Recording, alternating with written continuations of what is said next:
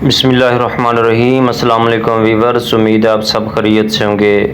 Viewers, तुलबा तहरीक पाकिस्तान उरूज पर है। तुलबा तहरीक के कायदीन का बबांगे दोहल ऐलान है कि जब तक 8 फरवरी के मैंडेट को वापस नहीं किया जाता, ना अमन से बैठेंगे ना सुख का सांस लेने देंगे।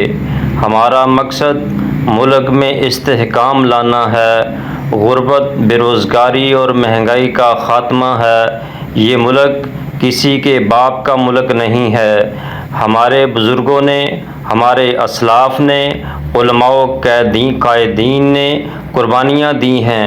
हम किसी भी ऐरे गैरे नथु खैरे को इस मुल्क के आईन व दस्तूर को पमाल नहीं करने देंगे। हम कुर्बानियों से दरेग नहीं करेंगे। आइए तुलबा तहरीक के कायदीन के खिताब को समाअत फरमाइए।